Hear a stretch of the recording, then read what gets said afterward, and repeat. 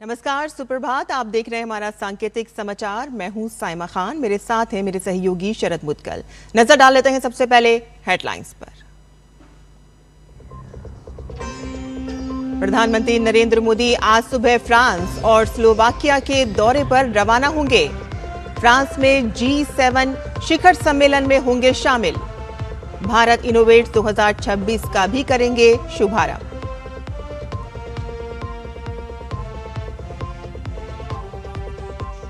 भारतीय नाविकों पर अमेरिकी हमले पर भारत का सख्त रुख।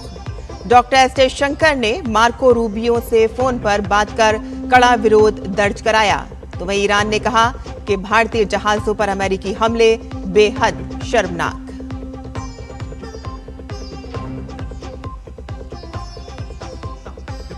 अमेरिका ईरान शांति समझौते पर सस्पेंस बरकरार। अरागची ने कहा कि अंतरिम समझौता लागू होने से पहले कोई परमाणु वार्ता नहीं। अमेरिका ने कहा कि ईरान के खिलाफ नाकेबंदी सख्ती से लागू।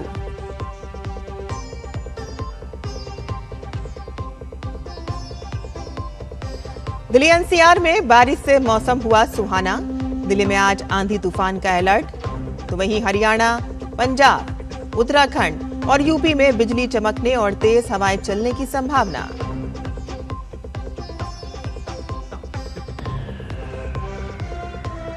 और धर्मशाला में आज भारत और अफगानिस्तान के बीच 3 एक दिवसीय मैचों की सीरीज का पहला मुकाबला। दोनों टीमें पूरे दमखम से साथ उतरेंगी मैदान पर।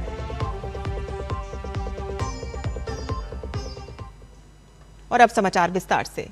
प्रधानमंत्री नरेंद्र मोदी आज सुबह फ्रांस और स्लोवाकिया के दौरे पर रवाना होंगे और यात्रा के पहले चरण में प्रधानमंत्री मोदी आज फ्रांस के नीस शहर पहुंचेंगे। पीएम कल फ्रांस के राष्ट्रपति इमैनुअल मैक्रों के साथ एक द्विपक्षीय बैठक करेंगे और इस मीटिंग में दोनों नेता भारत और फ्रांस के संबंधों की व्यापक समीक्षा करेंगे। नीस में दोनों नेता मिलकर भारत इनोवेट्स कार्यक्रम का उद्घाटन भी करेंगे और इस बड़े इवेंट में दुनिया भर के वेंचर कैपिटल फंड्स हिस्सा लेने वाले हैं। फ्रांस के बाद प्रधानमंत्री मोदी स्लोवाकिया की राजकीय यात्रा पर रहेंगे। साल 1993 में आजादी मिलने के बाद ये पहली बार है कि जब कोई भारतीय प्रधानमंत्री स्लोवाकिया जा रहा है। पीएम मोदी वहां के प्रधानमंत्री रॉबर्ट फिको के साथ द्विपक्षीय वार्ता करेंगे। स्लोवाकिया के बाद यात्रा के तीसरे चरण में पीएम मोदी फ्रांस लौटेंगे और एवियन में आयोजित G7 शिखर सम्मेलन में शामिल होंगे। पीएम वहां ग्लोबल साउथ के प्रमुख आवाज के तौर पर हिस्सा लेंगे।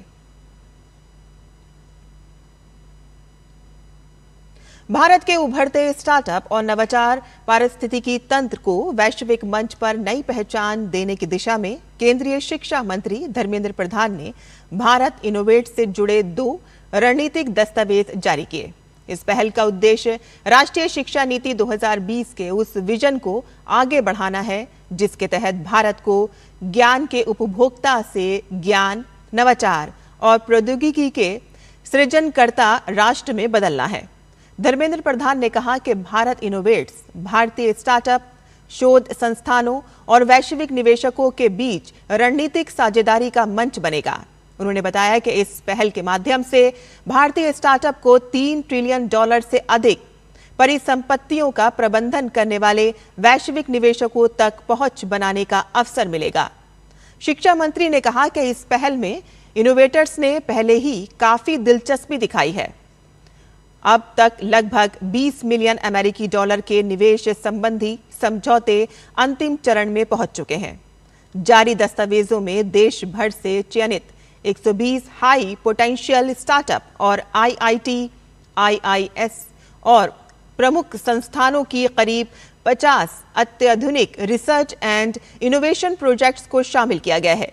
केंद्रीय शिक्षा मंत्रालय द्वारा India France year of innovation के तहत 14 से 16 जून तक फ्रांस के नीस में आयोजित होने वाले भारत इनोवेट्स 2026 में 120 डीप टेक स्टार्टअप्स और 15 प्रमुख उच्च शिक्षण संस्थान भाग लेंगे जो भारत की नवाचार क्षमता को वैश्विक मंच पर प्रदर्शित करेंगे।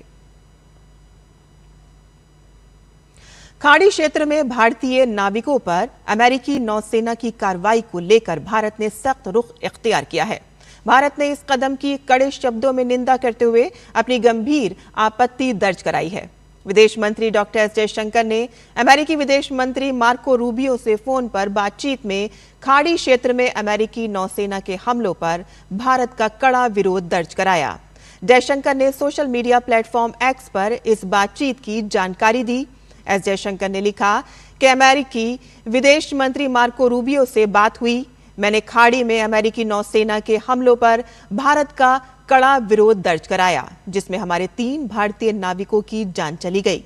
व्यापारिक जहाजों पर इस तरह के जानलेवा हमले किसी भी हाल में सही नहीं ठहराए जा सकते। दरअसल 10 जून को अमेरिकी नौसेना के एक हमले में भारत के 3 नाविकों की मौत हो गई थी, जिसके बाद अमेरिका की आलोचना हो रही है। ईरान दूतावास ने अमेरिकी राष्ट्रपति डोनाल्ड ट्रंप के उस आरोप को खारिज कर दिया है कि जिसमें ईरान पर होर्मुज जल डमरू मध्य में एक भारतीय पोत पर हमले का आरोप लगाया गया था।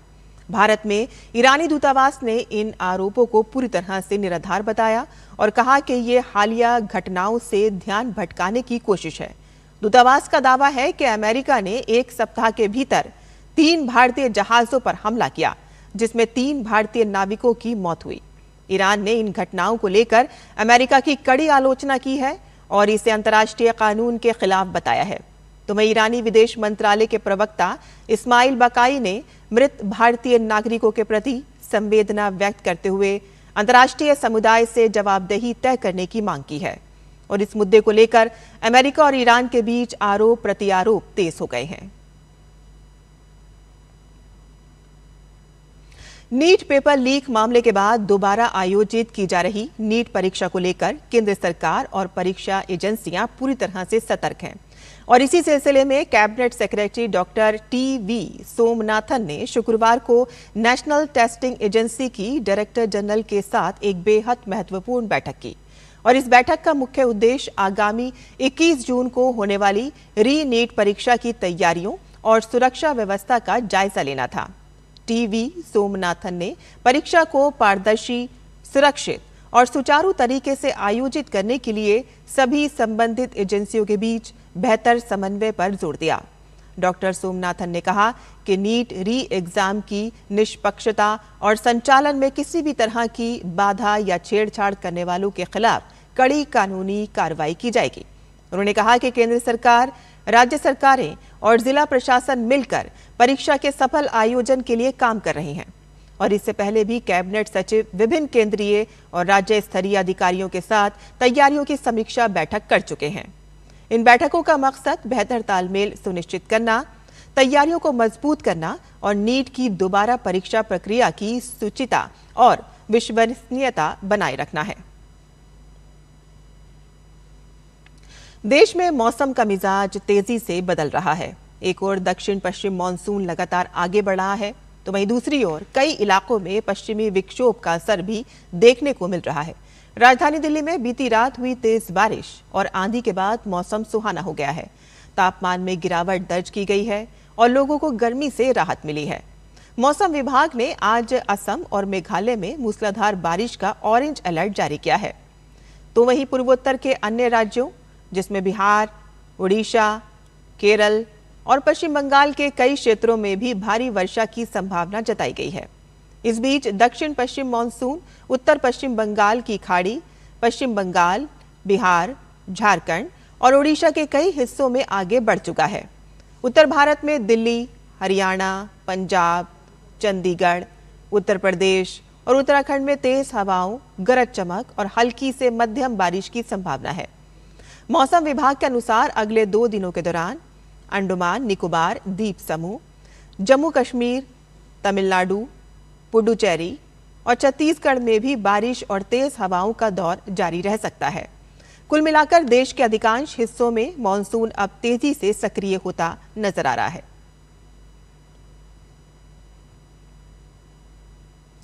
अमेरिका और ईरान के बीच संभावित शांति समझौते को लेकर उम्मीदें बढ़ी हैं, लेकिन अंतिम सहमति पर अभी भी सस्पेंस बना हुआ है। ईरान के विदेश मंत्री सैयद अब्बास अराक्ची ने सरकारी प्रसारक IRIB टीवी को दिए गए एक इंटरव्यू में कहा कि दोनों देशों के बीच प्रस्तावित समझौता ज्ञापन अगले कुछ दिनों में अंतिम रूप ले सकता है। अरागची के मुताबिक समझौते पर हस्ताक्षर के बाद दोनों पक्ष युद्ध नहीं बढ़ाने के लिए प्रतिबद्ध होंगे और उसके बाद परमाणु कार्यक्रम तथा प्रतिबंधों को लेकर दूसरे चरण की बातचीत शुरू होगी।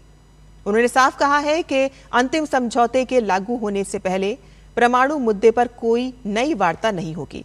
उधर अमेरिकी राष्ट्रपति डोनाल्ड ट्रंप ने भी दावा किया है कि ईरान के साथ समझौता जल्द हो सकता है। हालांकि अमेरिकी सैन्य कमान सेंटकॉम का कहना है कि ईरान के खिलाफ समुद्री नाकेबंदी पूरी सख्ती के साथ जारी है और अप्रैल से अब तक 139 जहाजों को मोड़ा गया है। और इस बीच अरागची ने सोशल मीडिया पर कहा कि इस्लामाबाद समझौता ज्ञापन अपने अंतिम चरण में है और इसके मसौदे को लेकर अटकलों से बचना चाहिए। ऐसे में शांति समझौते की उम्मीदों के बीच अमेरिका और ईरान के बीच तनाव पूरी तरह खत्म हुआ है और ऐसा कहना अभी जल्दबाजी होगी। विश्व के सबसे खूबसूरत क्रिकेट स्टेडियम में से एक हिमाचल धर्मशाला के HPCA क्रिकेट स्टेडियम में आज भारत और अफगानिस्तान के बीच भिड़ंत होगी। दोनों ही टीमों के बीच 3 एक दिवसीय मैचों की सीरीज का पहला मैच खेला जाएगा। दोनों टीमें जीत के साथ सीरीज का आगाज करने के इरादे से मैदान में उतरेंगी। वनडे में टीम इंडिया के आगे भले ही अफगानिस्तान का रिकॉर्ड कोई खास नहीं रहा है, लेकिन फिर भी इस मैच में रोमांचक होने की उम्मीद की जा रही है। डे नाइट पहले वनडे इंटरनेशनल मैच को लेकर न सिर्फ क्रिकेट प्रेमियों बल्कि खिलाड़ियों में भी खासा उत्साह है। धर्मशाला में देश भर सहित अफगानिस्तान से भी प्रशंसक दुनिया के बड़े क्रिकेट खिलाड़ियों को मैदान पर खेलते देखने के लिए पहुंचे हैं। पूर्व भारतीय कप्तान रोहित शर्मा, कप्तान शुभमन गिल और कई अन्य भारतीय स्टार खिलाड़ी पहले ही धर्मशाला पहुंच चुके हैं और जिससे क्रिकेट प्रेमियों का उत्साह और बढ़ गया है। और इस नज़ारे में कुदरत का अपना शानदार मंच भी चार चांद लगा रहा है। तो वहीं भारत और अफगानिस्तान के बीच खेले गए एक दिवसीय मैच की बात करें तो अब तक इन दोनों ही टीमों के बीच 4 एक दिवसीय अंतर्राष्ट्रीय मैच खेले गए हैं, जिसमें भारत ने 3 में जीत हासिल की है जबकि एक मैच टाई रहा है।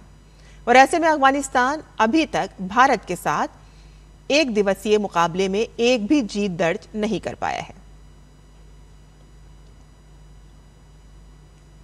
और हमारे सांकेतिक समाचार में आज के लिए बस इतना ही।